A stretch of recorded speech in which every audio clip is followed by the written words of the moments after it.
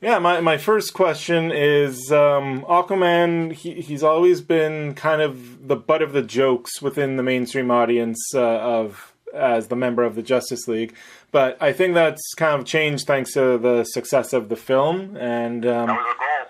yeah, for sure. And I was wondering, how did you and James Wan and Walter Hamada go about shifting the public perception of Aquaman from a joke to badass?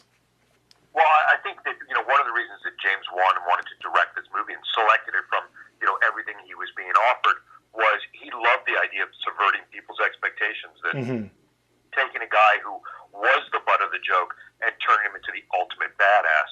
Now, the first step towards doing that is you cast Jason fucking Momoa. Yeah, because, for sure. He's the butt of nobody's joke. Yeah. But then you take things like, they make fun of him talking to fish. You make it cool. You have him on a seahorse. Well, you place him on a sea dragon, riding it into battle.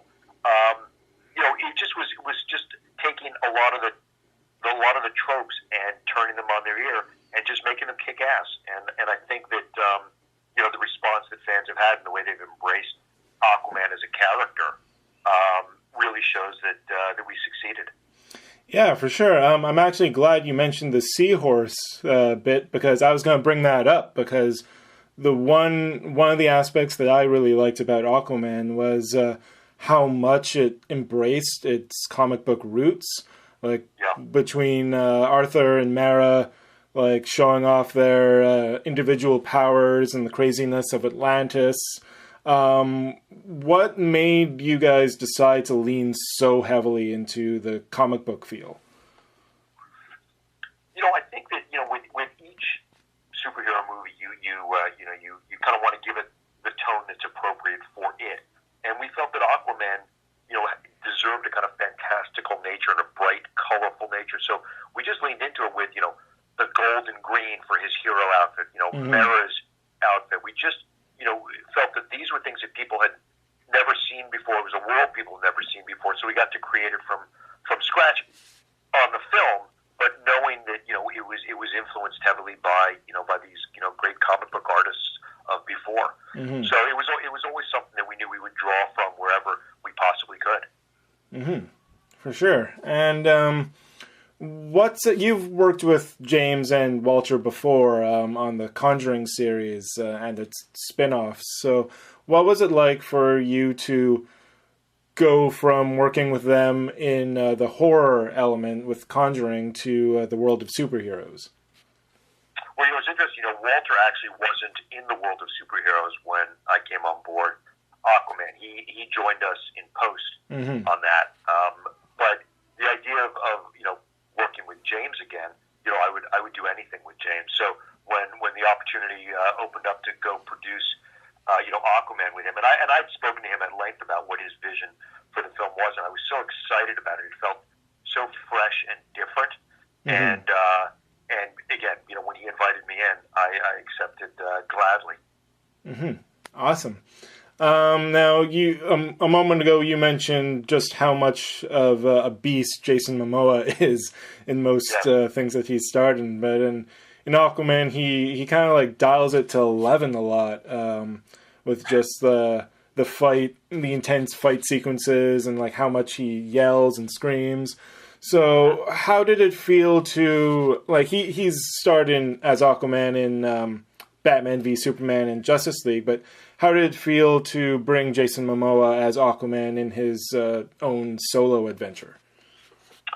Well, it felt great because it's a character that really deserved it, and there are storylines and mythology behind him that really deserved to be explored.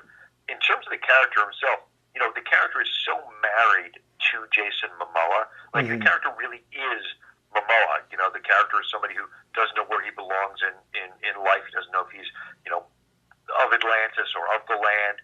Momoa's a guy that is Hawaiian but grew up in Iowa. They didn't accept him in Iowa. He'd go back to Hawaii. They didn't accept him there because he felt like a mainlander. So, Momoa brings so much of himself to the role, and then we embraced everything that was Momoa, even just in terms of the way he looks and dresses and the tattoos and the attitude. They all organically come from Jason. And I think, these movies work best when the superhero and the actor playing him are really well married. So, whether it's, Momoa and Aquaman, or Gal Gadot and Wonder Woman, or Zach Levi and Shazam, or Ryan Reynolds and Deadpool, when you get it right, and they just are those people, I think the movies sing. Yeah, for sure.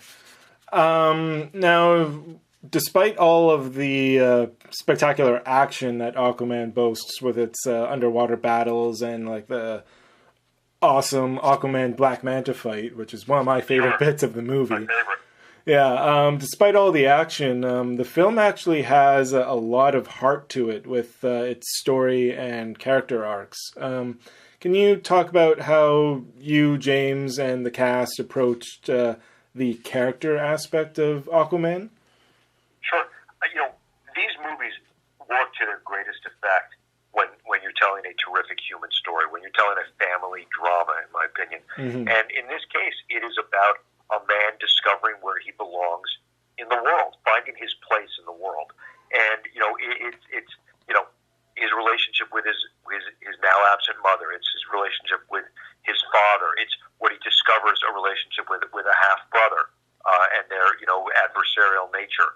I think if you can really embrace the human elements, the smaller human dramatic elements, then the larger world-changing elements become more impactful, because you really get a sense of who they are impacting.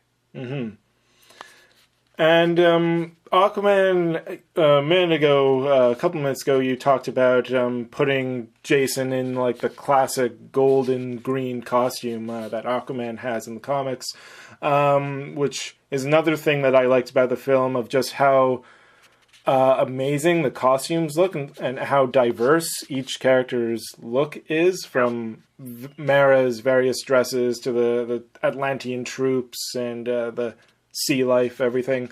So I was just wondering, what kind of process did you guys go through in translating the costumes through the costume design?